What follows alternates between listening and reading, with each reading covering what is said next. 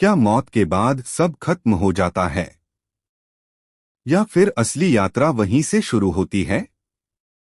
क्या आत्मा सच में 13 दिन तक अपने घर में रहती है? क्या यमदूत दिखाई देते हैं?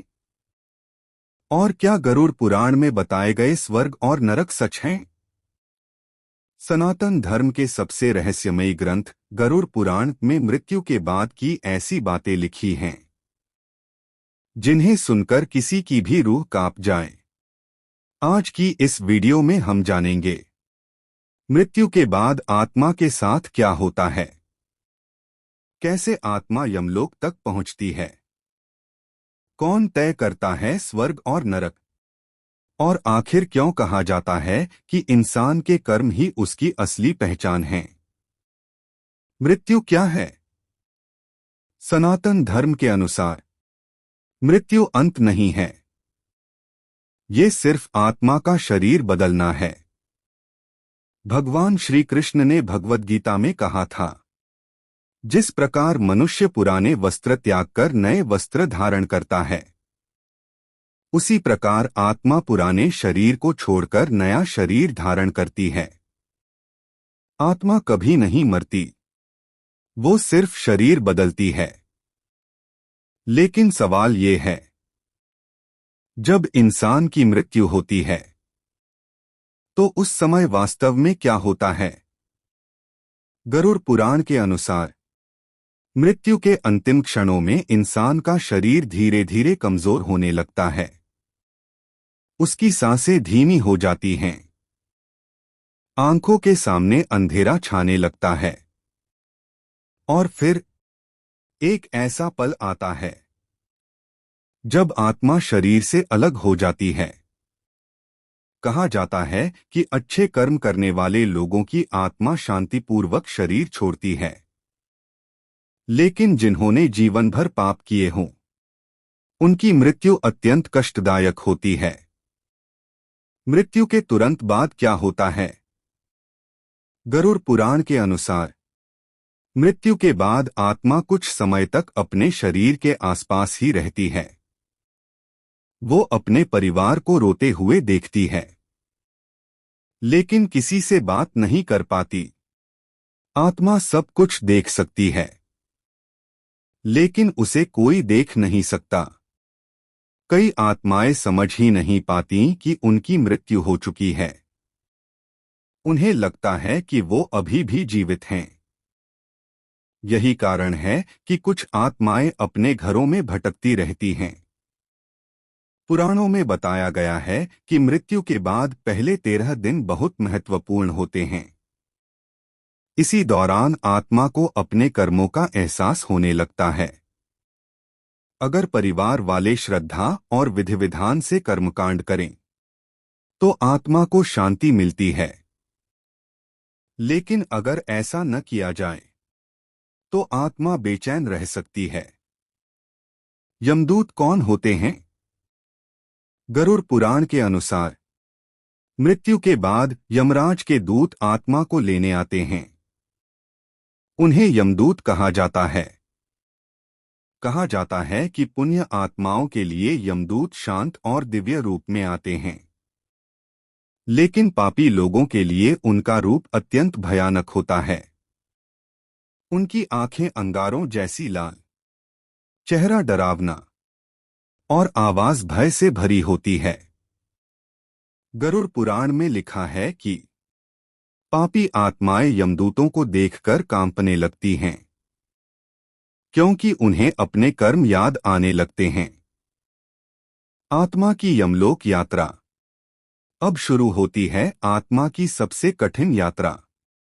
गरुड़ पुराण के अनुसार यमलोक तक पहुंचने का रास्ता बहुत लंबा और कष्टदायक होता है। इस यात्रा में आत्मा को कई भयानक रास्तों से गुजरना पड़ता है। कहीं आग बरसती है, कहीं कांटों से भरे जंगल होते हैं, तो कहीं खून की नदियां बहती हैं। पापी आत्माओं के लिए ये यात्रा अत्यंत दर्दनाक होती है, लेकिन अच्छे कर्म करने वालों को ये रास्ता आसान लगता है। इसीलिए सनातन धर्म में हमेशा अच्छे कर्म करने की शिक्षा दी जाती है।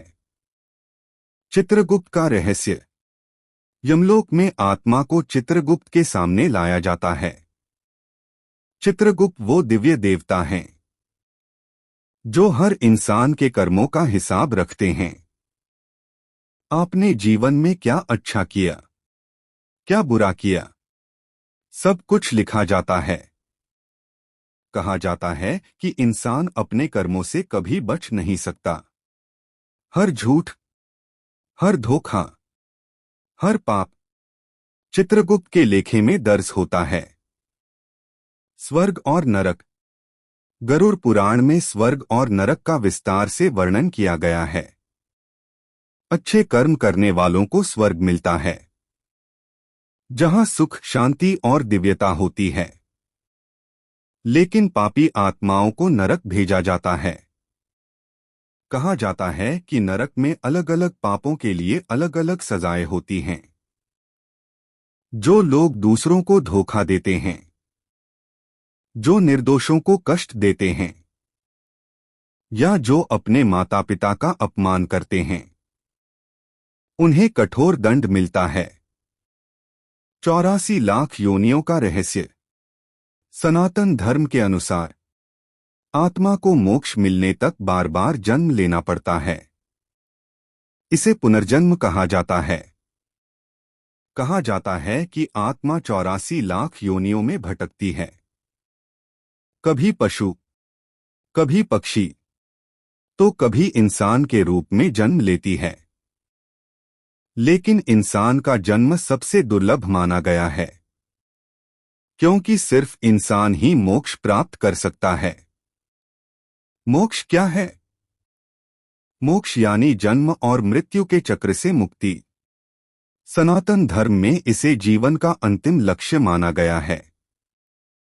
जब आत्मा पूरी तरह शुद्ध हो जाती है और भगवान में लीन हो जाती है, तब उसे मोक्ष प्राप्त होता है। गरुड़ पुराण कहता है कि सच्ची भक्ति, अच्छे कर्म और सत्य का मार्ग मोक्ष का रास्ता है।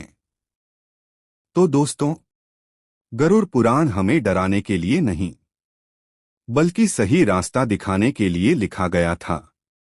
ये हमें सिखाता है कि इंसान की असली पहचान उसका पैसा नहीं, उसके कर्म हैं। इसलिए जीवन में हमेशा सत्य का साथ दें, अपने माता पिता का सम्मान करें और भगवान का नाम लेना कभी मत छोड़े, क्योंकि अंत में सिर्फ कर्म ही हमारे साथ जाते हैं। अगर आपको ये रहस्यमयी जानकारी पसंद आई हो तो वीडियो को लाइक करें और ऐसे ही सनातन धर्म के रहस्यों को जानने के लिए चैनल को सब्सक्राइब जरूर करें। हर हर महादेव।